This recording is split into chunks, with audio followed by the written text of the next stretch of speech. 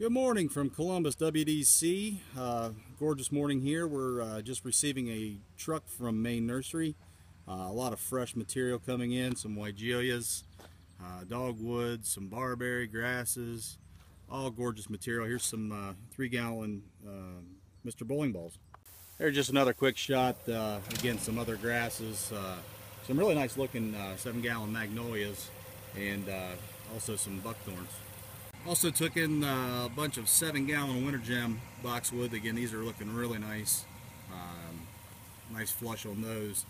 Some junipers and taxus. So we are keeping nice and full down here this summer. And check out the color coming in here this morning. A lot of nice looking astilbes, some Dianthus, new crop of some garden Phlox. And again, this has been a very popular one here. This is grape lollipop. Just gorgeous color on these, and again, a really nice perennial for the sun. There's some nice new fresh ghost ferns. Again, this is a great one for shady spots, as all ferns do. You know, prefer shade, moisture. This, similar to the Japanese painted, you know, gives that little bit more of a grayish white color in the shade garden. But you can see here it is a little bit more upright growing, but nice plant, and you know, just in great shape here. Also received some nice creeping phlox today. This is emerald pink, and this is one we have been out of for a while, but you can see these are 1-gallon containers. Really nice looking, great looking foliage. And again, even though, you know, this is a spring blooming perennial, landscapers, obviously you want to be installing these things to mix in to give the homeowner some color early on. And again, this is a great healthy crop of plants here. This is emerald pink. We did receive 3 new varieties of astilbe here. These are all in 19-centimeter pots. Again, all different versions of pink. And you know, I've been raving about our astilbe all year. This is gorgeous looking material, and again, nice and showy, great looking foliage, and again, a real good value here from Willoway. Here we're looking at Gallium. This is sweet Woodruff, and again, these are 19-centimeter.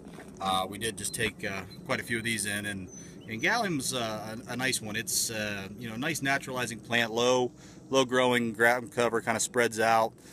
Great fragrance in the springtime, and you know, works very well naturalizing and you know, especially in a border planting.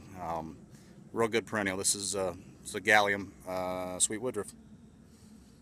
Here's some great looking Dianthus Fire, which we're putting away off this morning's delivery. And you know, throughout the summer here at Willoway, we obviously are getting you know, new crops in constantly, and you know, this plant obviously is in flower a lot more full than what it would be. But you know, again, great stage to put it in here.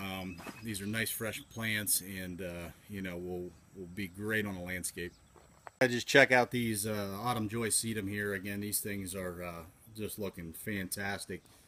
All budded up, nice compact plant. Tons of buds on these things. It's going to be a world of color here shortly. And again, sedum, you know, we've talked about it over the course of the year. It's one of my favorites. Great plant for the sun, very easy, you know, nice fall color. Probably something that should be incorporated into every landscape.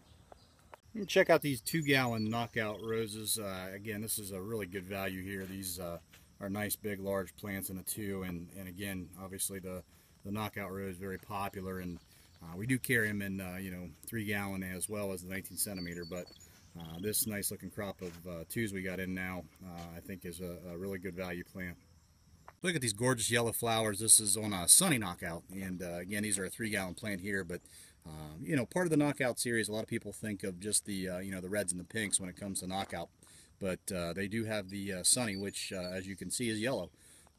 Also, if we pan over here a little bit, you'll see the white out, which you know, more of a true white flower. So all the same attributes as the original knockouts, but you know, with some new colors.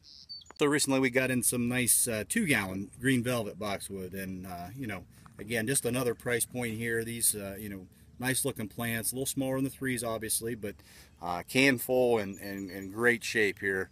Nice big block of them to choose from. Here's another look at 15-gallon emerald green arborvitaes. We've discussed this plant, and obviously it is very popular with everyone. I mean, most of the time people are using this as a living fence, you know, something to screen off the neighbors or an unsightly view. The one thing that I have found in my experience with it is that it does need to be sited correctly, and major concern here I think is keeping it out of low spots that hold a lot of water. It will lead to a quick demise of this one. I've had more luck with this plant in a a raised bed, some looser, well-drained soil, and again, if it is going out into the yard, maybe doing a slight mounding of a small raised bed just to keep it above some of our soppiness on the clay soils. This is Sambucus lemon lace, and this is a newer one here. Again, a proven winner's variety. Real nice bright yellow foliage on this one, and is a native plant. You're probably looking 4 to 5 feet high and wide on this one, so it does need a little room, but great accent, focal point, easy. Once established, this plant's pretty hardy and pretty hands-off. And lemon lace is going to like some sunshine, as you're going to find with most plants of color, other than the green. You're typically, more sun you get, the brighter, the more intense the color is going to be. I believe this plant here would probably tolerate some shade, but again might not have as glowing of color. But again, a really nice native plant that maybe take the spot of a Japanese maple as a focal point, get in some sunshine, and just let it glow. Here's another shot of the Sambucus. This is black lace, and again, I've been around for a few years now, and very popular. Might be a little bit bigger than the lemon lace, but again, attractive foliage, different look, and again, very versatile in the landscape. Tiger Eye sumac along the same lines as those Sambucus we were looking at. This is obviously a native plant that's been bred for the color of the foliage and a little bit more of a compact habit. It does get some size to it, probably 6-7 feet. But again, very interesting in the landscape, can be used as a focal point. In my past history in the garden center, I used to show this to people that would come in looking for that that specimen, that nice cut leaf Japanese maple look, but maybe didn't have the budget to get what they wanted. And in this plant, you can start a little smaller. It does grow fairly quick, and give you a nice focal point, a nice specimen plant. One other note on the sumac here, I do suggest you do make a note to customers on this plant that it does lose its foliage in the winter, and as opposed to just the leaf dropping off, I guess you have the leaflet, and had a lot of people call with questions on that. So when utilizing this plant in the landscape, you just need to educate the customer on what to expect in the winter.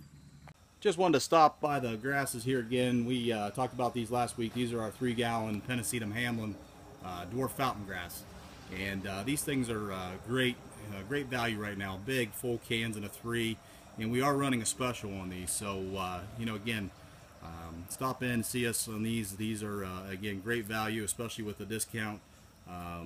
I just want to wrap up today by saying thanks for watching. I hope you enjoyed. Again, we are getting a lot of new things in here. Crops are becoming ready every day, and we'll continue to bring fresh material in and throughout the summer. Hope to see you next week. Thanks.